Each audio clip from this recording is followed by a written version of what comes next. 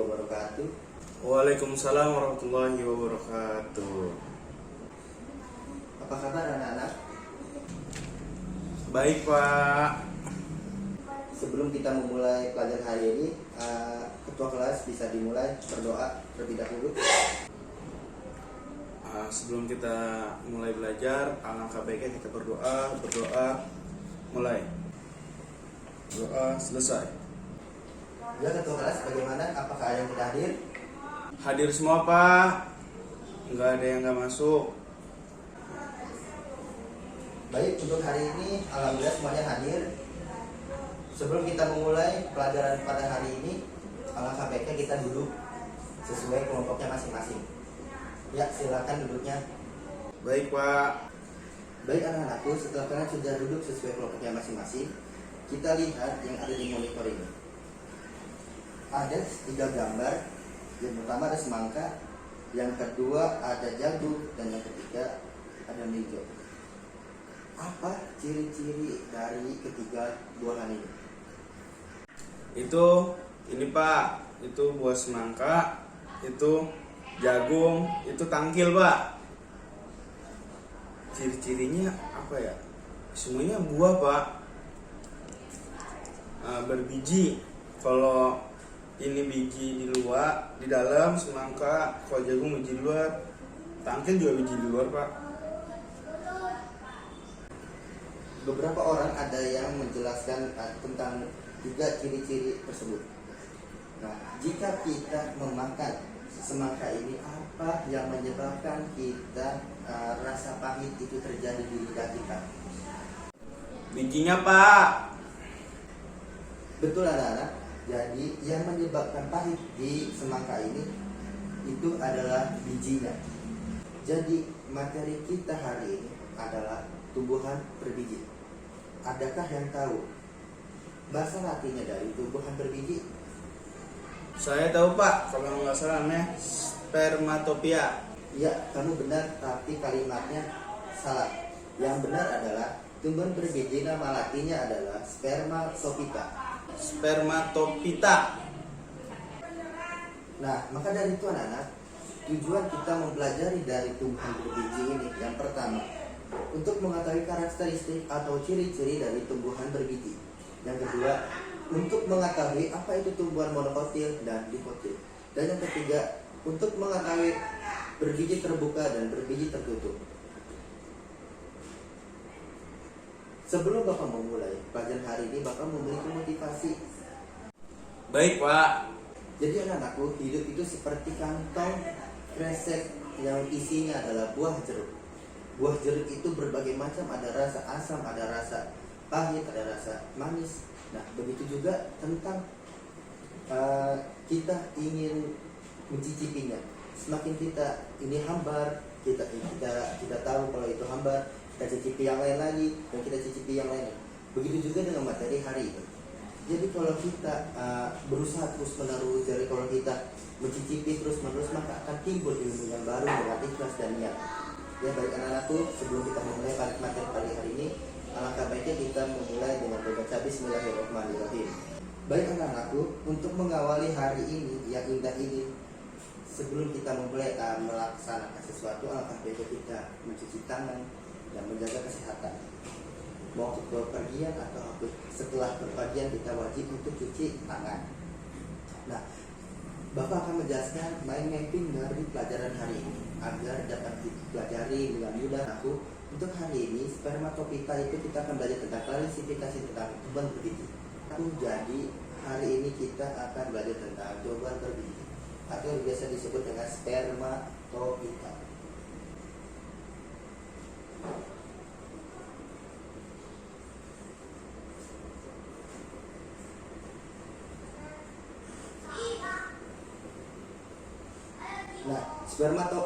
Spermatopita ini dibagi menjadi 2. Ada Gymnospermae.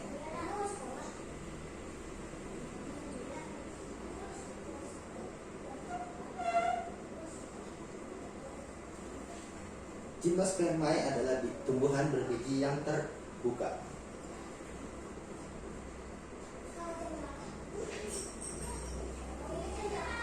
Sementara tumbuhan bergigi tertutup adalah Angiospermae.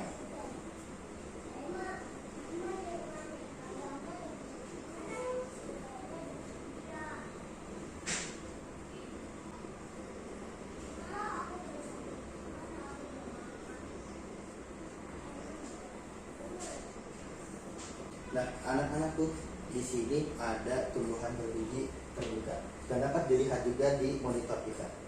Ciri-ciri tumbuhan berbiji yang terbuka, yang pertama adalah bijinya tidak dibungkus oleh daun buah. Yang kedua, alat reproduksinya itu disebut strobilus. Strobilus itu ada jantan dan ada betina. Yang ketiga adalah batangnya besar dan berkambium. Dan yang keempat adalah daun selalu hijau, tebal dan kaku.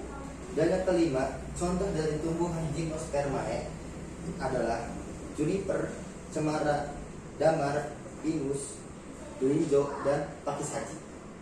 Nah, ciri-ciri dari tumbuhan Angiospermae atau tumbuhan berbiji yang tertutup.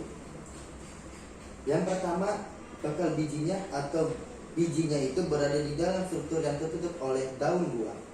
Dan yang kedua, daun buah dikelilingi oleh alat khusus yang berbentuk struktur perkembangbiakan dan jembut yang disebut bunga.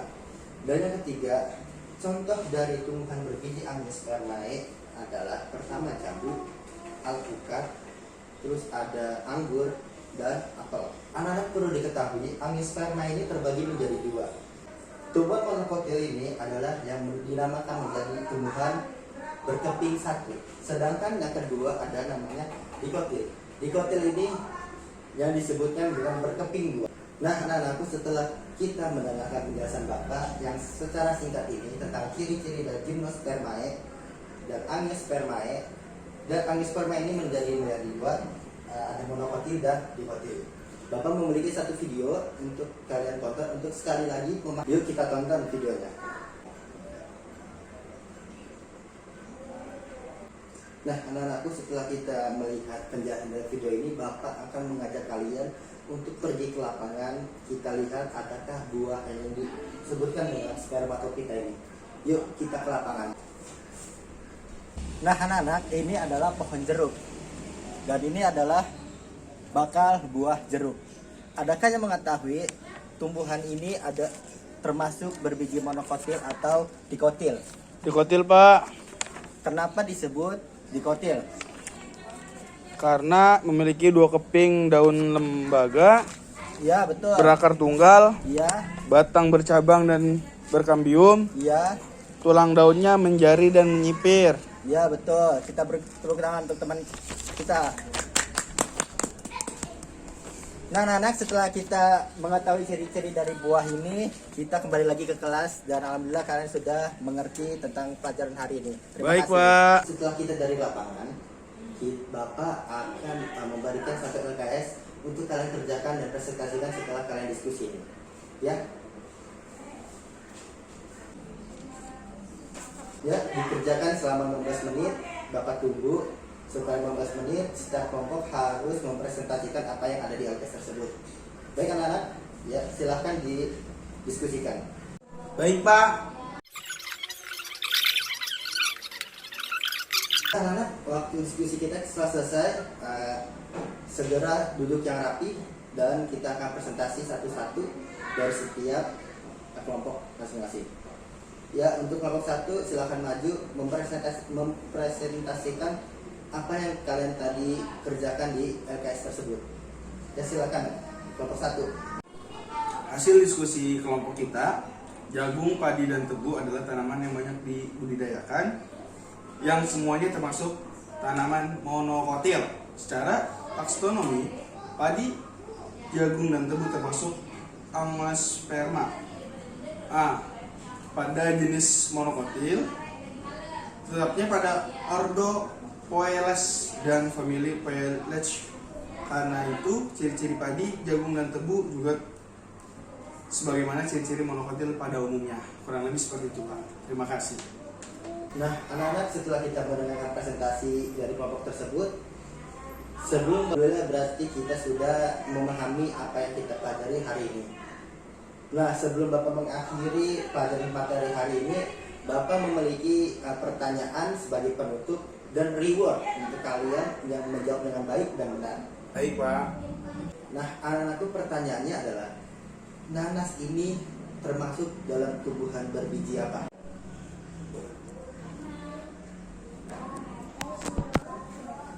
Apakah dikotil atau monokotil? Monokotil Pak. Kenapa nanas dikatakan tumbuhan monokotil? Daun nanas seperti satu keping, daun lembaga, berakar, serabut, batang tidak bercabang. Oke, jawaban kamu sangat baik. Apa saja ciri-ciri dari tumbuhan Gymnospermae? Biji atau biji berada di dalam struktur yang tertutup oleh daun. Daun buah dikelilingi oleh alat khusus yang membentuk struktur membiarkan majemuk yang disebut bunga. Nah, dari beberapa pertanyaan tersebut, ciri-ciri dan karakteristik yang kita pelajari tadi, maka hari ini kita belajar tentang materi tumbuhan berbiji Spermatophyta. Alhamdulillah hari ini kita sudah mendengarkan, sudah menjelaskan dan sudah mempresentasikan apa yang telah kita pelajari pada hari ini. Untuk hari ini kita cukupkan pelajaran tentang spermatophyta. Untuk pelajaran selanjutnya Bapak akan menjelaskan tentang tumbuhan paku. Oke? Pelajari dari sekarang, baca-baca dari malam.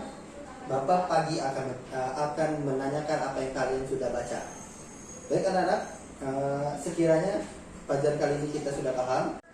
Alhamdulillahirabbil alamin. Bapak ucapkan terima kasih sudah mendengarkan penjelasan Bapak, dan wassalamualaikum warahmatullahi wabarakatuh.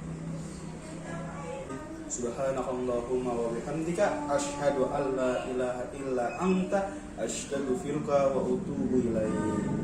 Waalaikumsalam warahmatullahi wabarakatuh.